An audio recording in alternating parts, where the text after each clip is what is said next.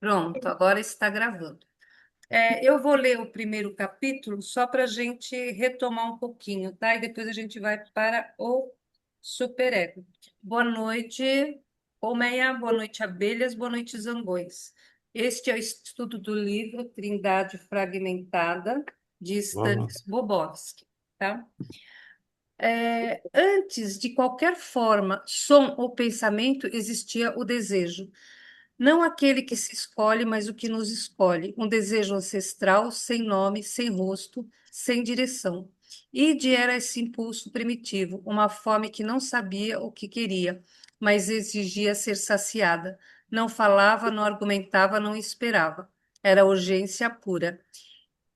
Ide aspirava a criar um mundo, mas não sabia como. Seu poder era bruto, instintivo, sem moldura.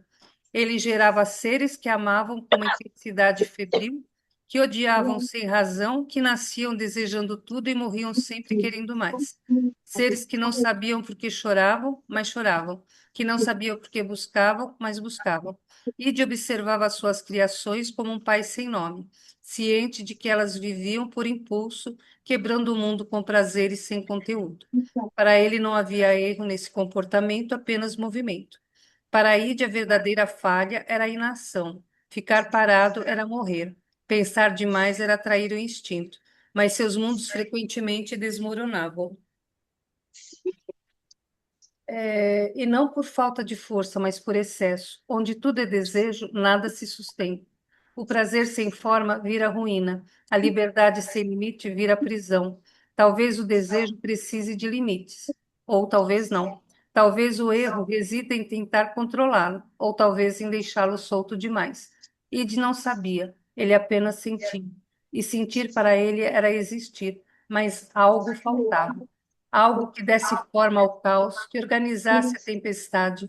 Ide não queria admitir, mas seu mundo precisava de outro tipo de força, uma que não fosse apenas impulso, mas também estrutura.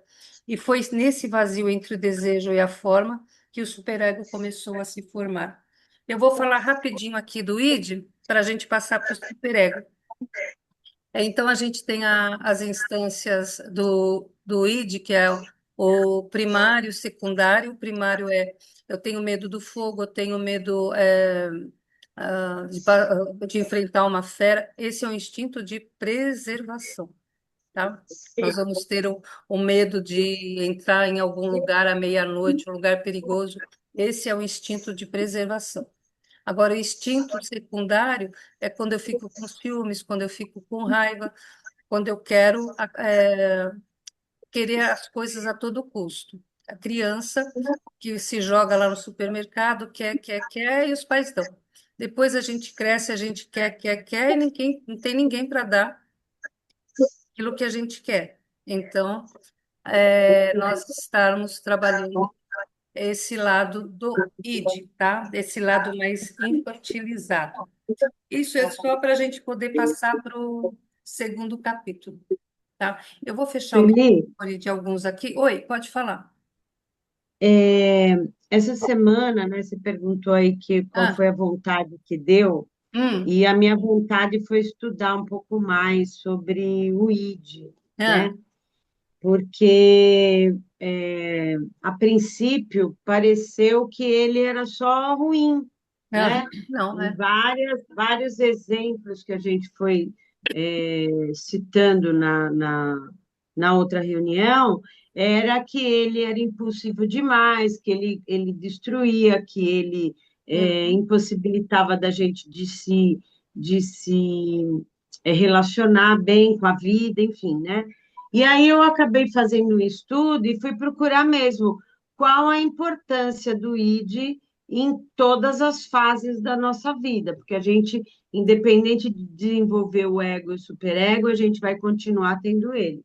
E eu gostei muito de uma definição que apareceu no final do estudo, que foi: o id é vital, porque nos fornece a força bruta isso. e a motivação para viver e para agir, embora precise ser equilibrado pelas outras forças psíquicas, o ego e o superego, para uma adaptação saudável à nossa realidade. Então, que ele faz parte, ele é uma força que nos impulsiona a agir, a fazer, a ir concretizar sonhos e tal. Só que o problema é quando ele está desequilibrado, Isso. né?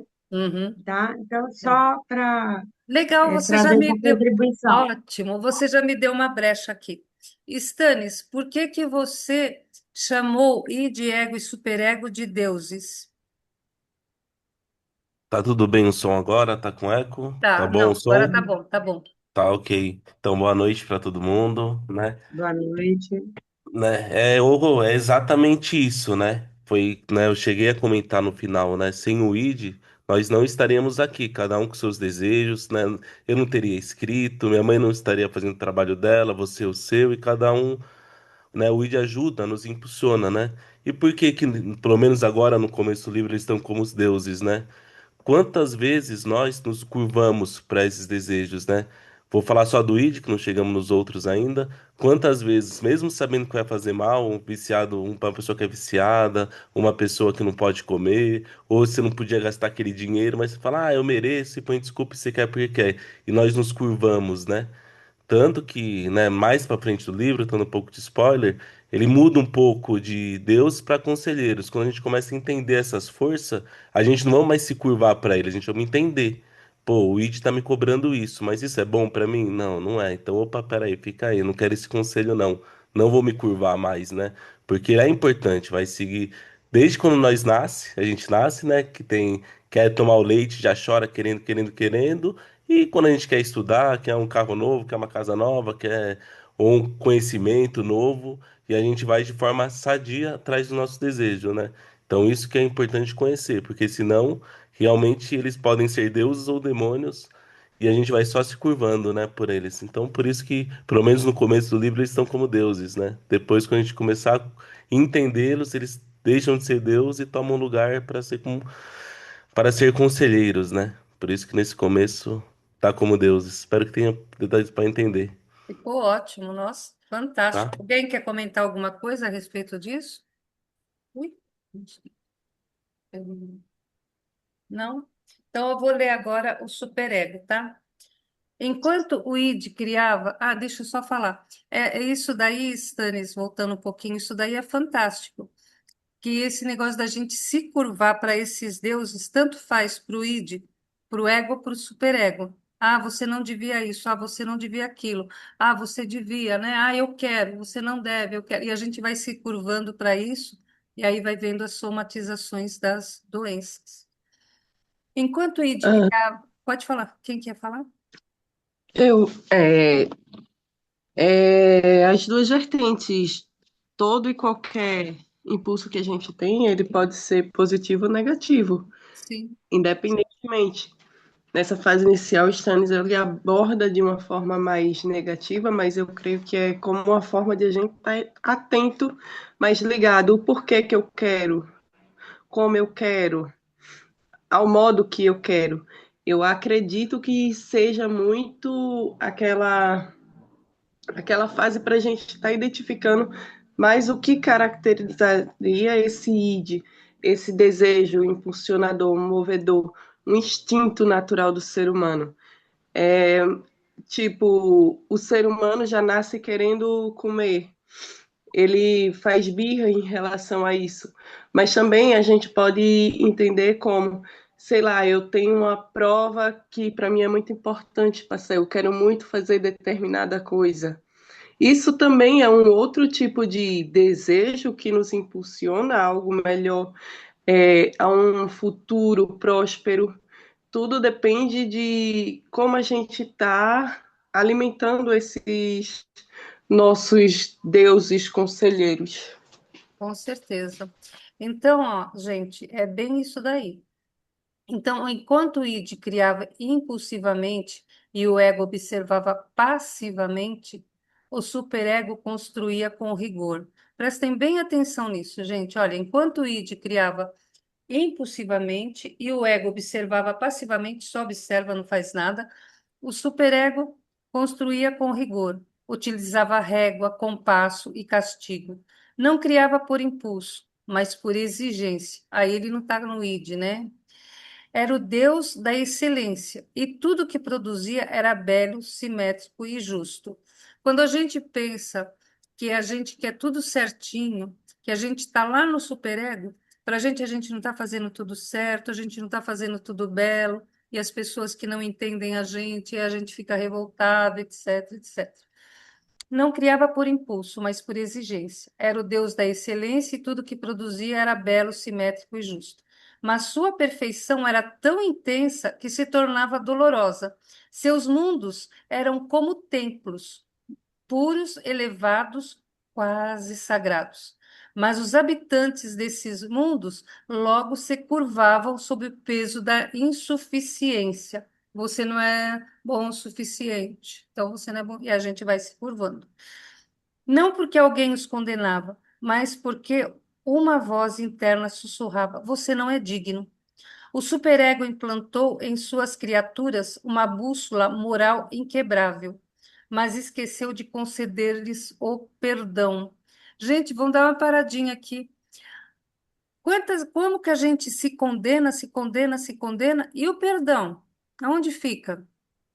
A gente não se perdoa. Em primeiro lugar, a gente não se perdoa. Jesus falava: ama ao próximo como a ti mesmo. Olha a sabedoria de Jesus. Aí é uma coisa que eles colocam isso de uma maneira meio dúbia, né? Talvez Jesus tenha perguntado: Você ama o próximo como a si mesmo? Porque eu vou amar o meu próximo como a mim mesmo. Do mesmo jeito que eu me julgo, eu vou julgar o outro.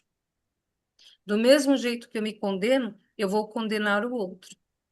Então, esse superego aqui, ele vai estar sempre falando que a gente não é digno, que a gente não é suficiente, dentro daquilo de estar, do superego estar em desequilíbrio, né?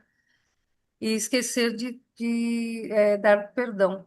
Viviam em constante pedido de desculpas, exibindo sorrisos envergonhados, engolindo desejos não realizados, censurando sonhos antes mesmo de terem a chance de florescer. Ele não gritava, ele julgava. E o seu julgamento era silencioso, mas implacável. Não precisava punir, bastava fazer o outro se punir sozinho. O superego aspirava a criar deuses, mas acabou gerando mártires. Olha como que isso é profundo, gente. O superego aspirava a criar deuses. Na nossa cabeça, eu quero meu filho perfeito, eu quero o marido perfeito, eu quero a esposa perfeita, eu quero as aulas perfeitas, eu quero a casa perfeita, eu quero não sei o que perfeito, perfeito, perfeito, perfeito. Eu consigo filho perfeito? Não. Consigo marido ou esposa perfeita? Não. Minha casa é perfeita? Não. Aí, como que eu vou agir? Como um mártir, eu estou lá crucificada. Então, é a gente trabalhar isso, esse superego, tá? É, seres que se sacrificavam por ideais inalcançáveis, que se autoflagelavam por não serem perfeitos, que se escondiam atrás de máscaras de virtude, enquanto sangravam por dentro. Gente, quanto que a gente não faz isso com a gente? A gente põe essa máscara, essa couraça de perfeição e por dentro a gente está sangrando, por dentro a gente está morrendo, né? É, Era justo. Ah, não, pera um pouquinho. Aqui. Seu mundo era belo, mas estéril. Era justo, mas cruel. Era elevado, mas inalcançável. Olha só, tudo é elevado, mas é inalcançável. O meu superego, eu quero ser médica, quero ser astronauta, quero ser pianista virtuoso, e não é qualquer pianista, e quero ser maestro. Aí eu não consigo fazer nada disso. E como que eu vou me achar? Vou me achar incompetente, vou me achar é, inútil, né? Indigna, porque eu estava lá no inalcançável. E no fundo, o superego sabia que a sua criação não era vida, mas teatro. Olha que profundo isso, gente. Quanto que a gente não vive num teatro? Olha, isso é muito profundo. Quanto que a gente não vive num teatro? Um espetáculo de comportamentos corretos, onde ninguém ousava errar, mas também ninguém ousava viver. Vocês estão se identificando com isso? Não ousar errar, mas também não ousa viver? Olha isso. Ele observava tudo com olhos severos. Não sentia prazer nem dor, apenas julgamento. Gente, quando a gente está nesse lugar de só julgar, só julgar, só julgar, é um sofrimento, não é? A gente só julga, julga, julga, é um sofrimento. E julgava até a si, como quem carrega uma cruz que nunca pediu para carregar. Talvez o superego não quisesse ser cruel. Talvez ele apenas acreditasse que, sem ordem, tudo se perde. Mas ao tentar salvar o mundo da desordem, esqueceu que o excesso de ordem também mata. E foi nesse excesso que o ego começou a se inquietar, pois onde há apenas culpa, não há espaço para a consciência. E onde não há consciência, não há escolha. Olha, gente, isso aqui como é importante. Pois onde há apenas culpa, não há espaço para a consciência. E onde não há consciência, não há escolha. Quando a gente está na culpa, gente, a gente paralisa. A gente não consegue imaginar, raciocinar. A gente não consegue concatenar as ideias. Quando a gente está na culpa, a gente fica paralisado. Quantas vezes vocês já sentiram culpa aqui? Alguém quer falar de alguma culpa que sentiu e que ficou paralisada?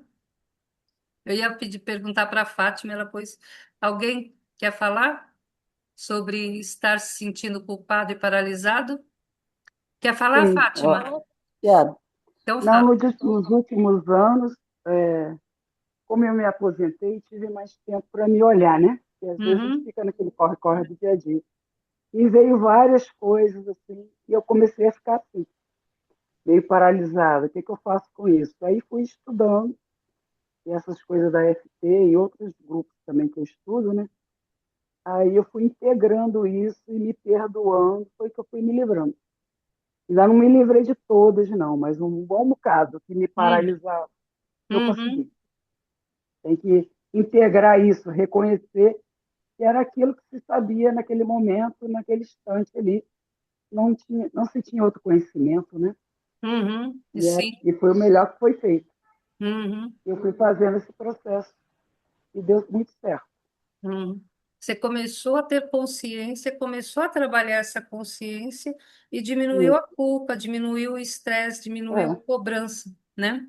exatamente, Em- porque o que eu fiz um pouquinho de psicologia também, aí veio esse aprendizado, né? Eu Uhum, tive tempo de revisar. E ah, aí era o que eu sabia naquele momento, não tinha o que sim, fazer. Foi como teve que ser feito. E aí você vai aliviando as cargas, né? sim. É, você vê, peguei aqui, fiz uma colinha aqui. Por exemplo, culpa por quando a gente sente culpa por sentir, mas sem agir. Por exemplo, você sente raiva da sua mãe.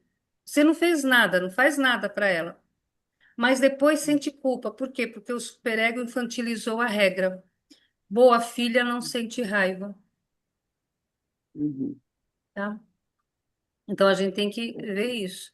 Que aí o superego vem para infernizar a gente quando ele está nesse estágio, né?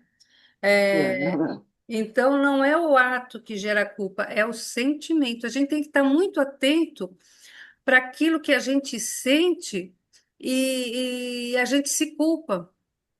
A gente não cometeu aquele ato. E às vezes só passou pela cabeça, a gente nem sentiu. E aí, talvez pela educação, pelo meio que cresceu, porque a gente vai sentir culpa, né? E aí a gente paralisa.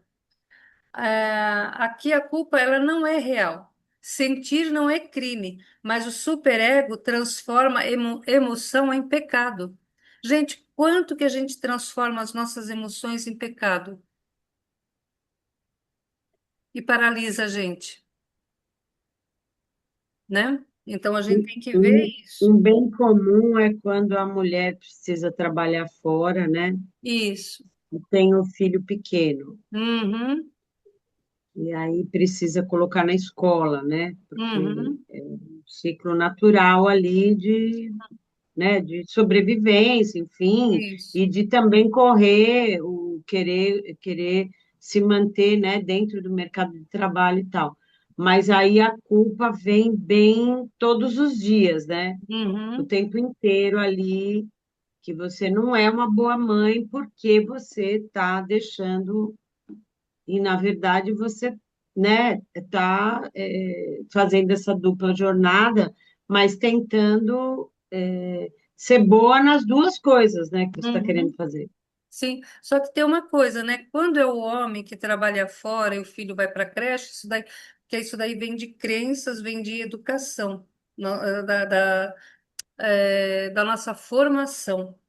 Se o homem trabalha fora e deixa o filho na creche, o pessoal vai falar: coitado, olha, tem que trabalhar e ainda cuidar do filho. Quando é a mulher, fala: olha, aquela lá não dá conta de nada. Olha, a roupa não está nem arrumada. Ó, o filho nem jantou direito, deu miojo. Ó, agora se é o homem, aí é. Mas isso não é culpa do homem, né? Não é culpa, é uma responsabilidade nossa de reorganizar essa sociedade, tá? Que é isso que a Rosângela falou, é isso mesmo. Então, como que. E vai partir de mim começar isso. Vai E partir de esse, cada um de e esse vocês. superego, ele não vem também desse inconsciente coletivo, que Uhum, eram daqueles primórdios que as mães eram como, né? uhum, Era uma uhum. sociedade onde a mulher cuidava de determinadas coisas e o homem cuidava de outras. Só Uhum, que veio a mudança, uhum, é, dos tempos, enfim. aham, Só que o superego, ele continua muitas vezes cobrando essas questões, né? isso, exatamente. Então, é aí que a gente volta nessa integração de entendimento, de consciência. Vamos nos conscientizar para não sentirmos culpa, né? Ó, esse daqui é uma coisa bem legal, isso daí é para todos, tá? Uma mulher prospera, mulher, homem, tá? Prospera financeiramente e começa a ganhar mais do que o pai. Internamente pode haver: estou traindo minhas origens, estou ultrapassando quem me deu a vida. Isso não é consciente, gente, mas o superego pode carregar lealdades invisíveis. Aqui a culpa não é moral, é da individuação. Como que eu posso ganhar mais do que meu pai? Porque ele é maior do que eu, a nível inconsciente. Aí começa a sabotagem da gente ganhar menos, da gente perder o emprego, tá? Então, ou até ganhar mais do que o marido, né? Não precisa ser só. E aí começa o conflito, tá? Aí a gente tem que ter muita maturidade para passar por esse processo. É, Algum...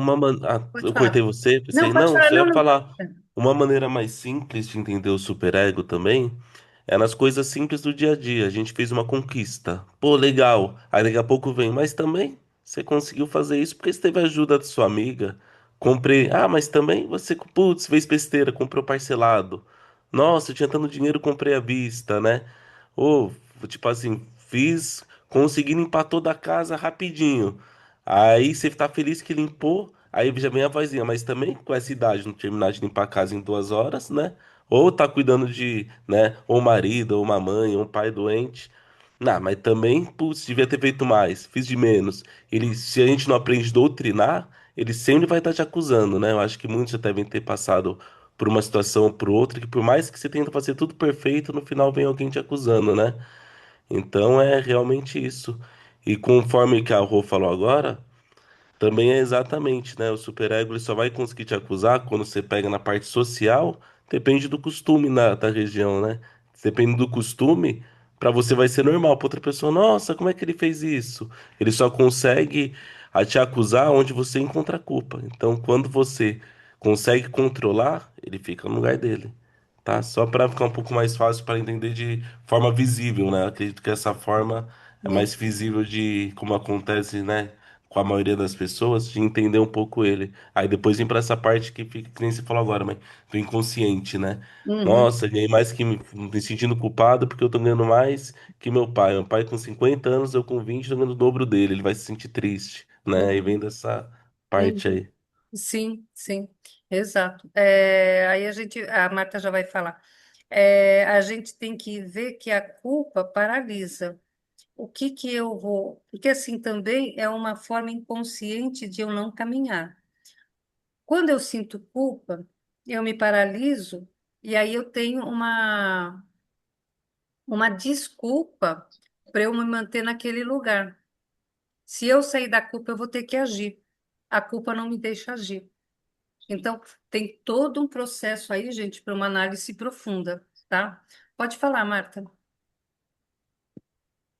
Mais ou menos isso também que eu ia falar. Às vezes o superego ele aparece na nossa vida não necessariamente ali de uma forma visível, em que a gente se pune por não ter conquistado algo que a gente queria muito e tudo mais, ou por que a gente fez tal coisa que não deveria. Nem sempre ele vai aparecer nos dando as chicotadas, mas muitas vezes ele aparece como um sabotador ali bem primário. Digamos, você pensa, eu quero aprender a nadar. Mas daí a gente já tem, por exemplo, a voz da mãe de alguém que diz: mas nadar, sei lá, é caro, ou então você tem que ter cuidado, porque quantas pessoas morrem afogadas por se jogar ao mar, se jogar em um lago e não sei o quê. Então, antes mesmo de a gente começar, a gente já pensou em tantas possibilidades que a gente deixa de fazer aquilo que a gente deveria estar fazendo, aquele sonho, aquele desejo que a gente deveria estar realizando, porque já me veio, antes de qualquer coisa, um superego que, pá, cortou. Ou então, quantas vezes a gente é movido por um toque absurdo? A gente quer e faz determinada coisa, mas tem que ficar extremamente perfeito. Eu vou fazer um bolo, mas aquele bolo ele não pode queimar, ele não pode ter açúcar a mais, ele não pode ter um dedo a mais de leite, ele tem que ficar exatamente perfeito. Se ele não fica perfeito, alguém vai comer, a gente já diz, mas não tá bom, porque eu queimei, eu não segui as medidas corretas. A gente já vai se destruindo aquilo que a gente fez, porque tá aquele superego ali, ó, nos martelando, nos apunhalando, batendo na gente. Ou a gente deixa de fazer, ou fazer se torna extremamente cansativo, porque se não fica perfeito, caramba, não presta. Então é mais ou menos essa minha visão do superego. Ai, que legal. Ó, isso daí que a Marta falou, se não ficar perfeito, então não presta. Gente, quanto que a gente faz isso na vida? Quanto que a gente faz isso na vida? Se não Uma ficar coisa perfeito. também que acontece muito é você começa a estudar, né, para se Uhum. preparar para uma profissão. E aí você nunca está pronto. Ah, Não. não, vou fazer mais um curso. Ah, Uhum. não, aí eu fiz aquele curso, não, mas acho que é melhor eu fazer mais um antes de eu começar, porque eu acho que eu não estou Uhum. pronto. Então você nunca tá. Você faz a pós-graduação, você faz um não sei o quê, você faz não sei o quê, e você nunca se sente o suficiente para começar a realmente praticar aquela profissão. Isso, exatamente. Então, gente, olha o quanto que a gente se sabota, né? Nossa, eu gostei demais do que a Marta falou e a Rosângela.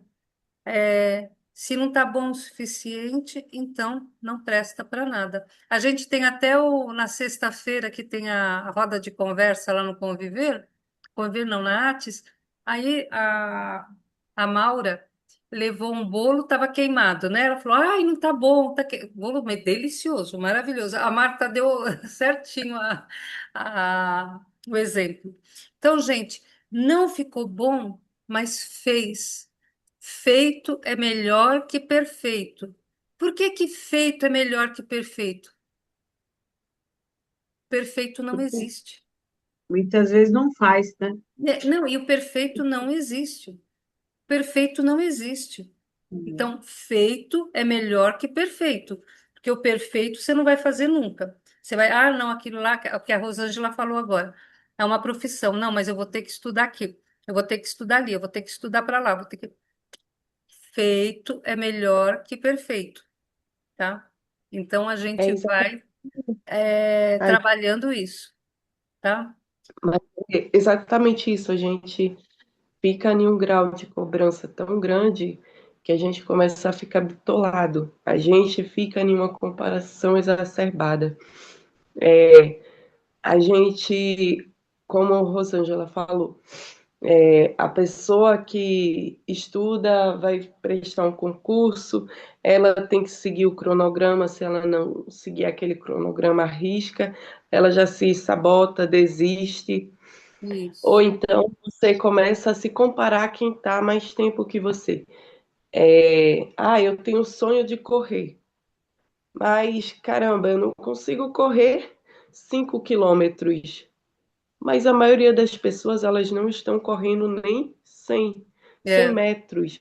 Então, só o fato de a gente fazer, se movimentar, não ficou perfeito, beleza, não ficou bem feito, mas é o fato de você fazer, é o fato de você dar a sua cara a tapa, e isso é extremamente gratificante. Isso é um prêmio. E não é uma forma de se comparar aos outros, tá? Porque tem muitos que estão fazendo ou muitos que não estão fazendo. É valorizar as nossas conquistas, é valorizar a palavra que a gente cumpre, que a gente se dá, que a gente diz, amanhã eu vou fazer isso. E a gente realmente faz. Não uhum, foi no tempo, não foi do jeito, saiu tudo troncho errado, mas eu fiz. Quantas vezes a gente mente para si mesmo dizendo eu vou fazer e não faz? nem Ou começa. então e vai e simplesmente não dá nem o mínimo de empenho. Não é querer fazer perfeito, mas não dá nem o mínimo de empenho. A gente só faz por fazer de Exato, qualquer forma. Então a gente cumprir e ter a ciência de que, caramba, eu vou dar o meu máximo hoje. Pode não ser o máximo estratosférico, mas é dar o meu melhor hoje, é fazer com amor. Isso já é motivo de muito orgulho. exato. Ó, vocês querem ver a culpa arcaica, que é infantil. Na infância, a criança acredita que seus pensamentos causam coisas. Exemplo, a criança sente raiva do pai, depois o pai adoece. Ela pode guardar inconscientemente, eu causei isso. Décadas depois, pode carregar culpa sem lembrar da origem dessa culpa, tá? Aí a estrutura profunda da culpa não real. A culpa neurótica nasce quando o desejo natural entra em conflito com a lei interna rígida. A criança internalizou exigências impossíveis, o amor condicionado à obediência. O superego então diz: você é culpada por desejar, mas desejar é humano, tá? Vocês veem que isso daqui são coisas tão profundas que a gente tem que estudar que aqui a gente só está dando uma pincelada, né? A diferença entre culpa real e culpa neurótica. A culpa real, houve ação prejudicial concreta. Culpa neurótica, pode não ter havido ação alguma. Culpa real, pode ser reparada. Olha, gente, ó, prestem atenção nisso. A culpa real, ela pode ser reparada. A culpa neurótica nunca se satisfaz. Tentem entender isso. Isso não quer dizer que a gente não resolva, a gente vai resolver essa culpa neurótica. Eu quero dizer que quando é uma culpa neurótica daquilo que nós internalizamos, pensamos, ela nunca vai se satisfazer com reparação nenhuma. A reparação só vai ser satisfeita na hora que a gente deixa de sentir essa culpa, pelo entendimento, pelo discernimento, tá? É, a culpa real ensina responsabilidade. Ó, a culpa real ensina para gente. Vamos ver se vocês estão na culpa real ou na culpa neurótica. Quem aqui sente culpa por coisas que aconteceram há 10 anos e continua sentindo culpa? Coisas que aconteceram há 20, 30 anos e continua sentindo culpa. Coisa que aconteceu há um ano e continua sentindo culpa. Isso é culpa neurótica, mesmo que tenha havido uma ação, aí a pessoa não conseguiu reparar. O interessante é que quando a gente repara o ato, a gente sara, a culpa vai embora. Tá fazendo sentido para vocês? Tá? Então, e a culpa neurótica, ela produz autopunição, né? Enquanto que a culpa real ensina responsabilidade, pode ser reparada e ensina responsabilidade, eu não vou fazer de novo. Agora, quer ver? Eu penso na minha mãe. Ai, que raiva da minha mãe, aí eu vou sentir culpa. Essa é a culpa neurótica. Aí eu não vou reparar isso, porque eu vou sentir mais raiva dela, e vou sentir mais raiva dela, e não vou reparar e vou continuar sentindo culpa. Aí, na hora que eu começo a ressignificar o que eu estou sentindo e pensando, a culpa vai embora. E a culpa neurótica, ela é difusa, né? Ela vai se difundindo, ela vai se também amalgamando, ela vai se moldando em nós, né? Às vezes a culpa não é moral, é existencial. Quando quando a pessoa começa a despertar, crescer, se diferenciar, o superego antigo reage. Gente, isso é muito legal. Então surge a sensação, estou fazendo algo errado. Gente, olha, na hora que a gente começa a crescer, na hora que começa a dar alguma coisa certa, não vem o superego falando, alguma coisa tem aí, o que que você está fazendo de errado? Vamos dizer que você está super feliz. Você arrumou um emprego, você ó, arrumou um namorado, ou casou, sei lá o quê, ou descasou. Você está feliz, você está bem. E você está começando a ter uma autoconsciência, está começando a ter um discernimento e um crescimento emocional.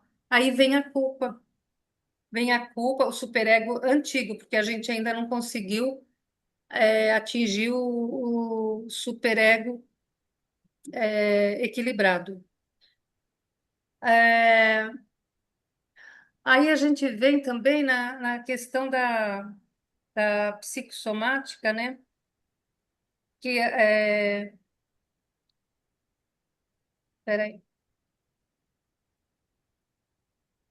deixa eu ver onde que eu coloquei. Olha, quando o superego ele fica exagerado, transtornos obsessivos, culpa religiosa extrema, moralidade rígida e medo constante de errar. Esse é aquele superego super rígido. Aí a gente tem que trabalhar isso, porque senão vai causar todos os distúrbios que a gente possa ter. A rigidez do superego, o que que vai causar? Problema nas articulações, pode causar problema de mobilidade, problema no ciático, problema nos joelhos, problema.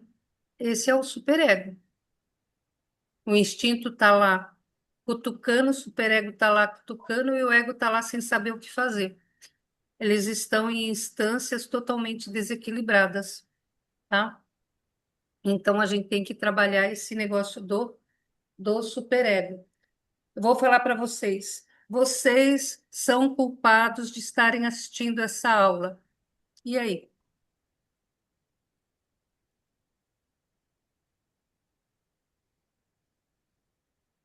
Só de eu falar isso, já não deu um negócio? Ou não? Fala, Eliana, Cristina. Fala um pouquinho aí.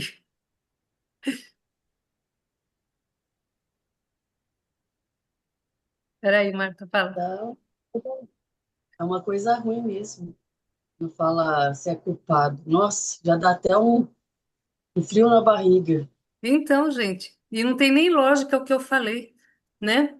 E não tem nem porquê vocês recebem. Olha como que a gente recebe as coisas do mundo. Como que a gente traz para a gente essas coisas que vêm de fora do mundo. E eu falei isso justamente para vocês sentirem esse impacto, né? E aí sentiram. E como trabalhar isso? Agora, quer ver? Quando eu falei, vocês são. Aonde foi que bateu isso, esse sentimento em você, Eliana? Em que região do corpo? Em que Ah, no região? estômago. No estômago, né? E se ela não identifica isso, falei que ela é culpada, etc. Sinto muito pelo não sou grata, já limpei. Se ela não identificar isso, ela vai comer alguma coisa que vai fazer mal. Ela fala, ai, comi aquela azeitoninha, fez mal, aquela ameixa fez mal. Não, o que fez mal foi ela aceitar o que eu impus, o que eu falei. Fala, Marta. Cadê a Marta? Eu só tinha deixado a mão levantada sem querer. Ah, foi sem querer? Ah, Perdão. então tá bom. É, então, gente, Tinha um ditado ah, antigamente, eu fui para esse ditado agora. Fica rindo muito hoje, que amanhã você vai chorar. isso, isso. Então, é como se não fosse permitido, né? Uhum, A alegria, o entusiasmo e tal. Então, é uhum. meio que você já ficava se sentindo culpado por estar Por estar muito rindo, alegre ali naquele é, dia, né? isso. É isso que eu estava falando. Você se sente feliz, você se sente culpado. Que nem você está rindo muito hoje, amanhã você vai chorar. Vai que dá uma coincidência e você chora mesmo. Aí depois, toda vez que você estiver rindo, você fala, nossa, amanhã eu vou chorar. Aí você já sente Isso. culpa e já fala, amanhã eu vou chorar, né? Então, a gente, Ou então você já fica assim, é melhor eu nem ficar muito feliz mesmo, é, porque depois. E aí eu vou matando, eu mesmo, né? Já hum, vou matando esse sentimento bom, hum.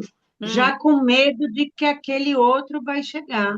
Exato, exatamente. Gente, olha que riqueza que a gente está tendo aqui. Que riqueza que a gente está tendo de esclarecimento da consciência, e a gente está só falando um grãozinho de areia, tá? É só um grãozinho de areia. A gente já está abrindo bastante os nossos horizontes. Quero falar para vocês convidarem mais pessoas para esse bate-papo, né? Que vai ser muito bom porque por que que eu estou falando convidar mais pessoas? Porque quanto mais pessoas conscientes no mundo, melhor para nós. A Rô tem um negócio bem legal. Mostra para eles, Rô. Dá para A ver? minha, Pé no minha bem. Vai. tatuagem, É, a minha tatuagem, é. Vê se dá para mostrar. Olha lá. Fé no bem. Fé no bem, tá? Então, isso daí, o que ela escreveu ali, fé no bem, as células dela está constantemente recebendo esses impulsos, tá? Está constantemente recebendo essa frequência. Então, a hora que a gente pensa, a gente reproduz, tá? Então, se eu penso na culpa constantemente, o que que vai acontecer comigo? Daqui a pouco eu estou, nossa, vai dar até Alzheimer, porque eu não quero lembrar da culpa, eu quero esquecer a culpa. A pessoa que tem Alzheimer, ela sente tão culpada que ela precisa esquecer, tá? Então, a gente precisa trabalhar muito essa culpa. A gente, trabalhando a culpa, a gente sai da inércia. Agora, eu quero sair da inércia, eu quero continuar na inércia. É isso que vocês têm que pensar. Porque se eu continuar na inércia, se eu continuar na culpa, olha só, eu vou continuar na culpa, então eu fico paralisada. Aí eu não vou ser obrigada a estudar, eu não vou ser obrigada, vou trabalhar porque eu preciso comer, mas aí eu fico paralisada para tudo. Eu só vou fazer o essencial e sem prazer. Só vou fazer o essencial sem vontade de viver. Mas isso daí está me trazendo um ganho paralelo. Qual? De não me movimentar porque eu não quero. Só que aí tem outro problema, que pode ser depressão, etc, etc, etc. É muita coisa para a gente estudar, gente. É, deixa eu ver o que mais que tem aqui. Só falar aqui Ah, também. fala. É que a gente também não endemonizar também o superego, ele Ah, também é não. importante, né? Que a gente estamos igual quando a gente começou a massacrar o ID na passada, né? Aí depois eu falei um pouquinho de bem, hoje a Rô veio falando. E Uhum, assim, o superego também é muito importante pra gente também, né? Que às vezes a gente vai só endemonizando ele, nossa, ele é o culpado de tudo, o superego de eu estar assim, não. Ele também é importante, né? uhum. Só isso, só. Todos eles são importantes. A gente só está tá enfatizando mais para identificar quais são Sim. o nosso autoflagelo, né? A gente identificar aonde que a gente está se punindo. Aí eu identifiquei aonde eu estou me punindo, eu identifiquei onde estou me autoflagelando, então eu vou trabalhar isso para que minore, para que haja uma diminuição desse pesar, dessa culpa, porque a culpa é um tormento, gente, né? Eu acho que nenhum de vocês sentiu culpa nesse mundo, então vocês não sabem o que é.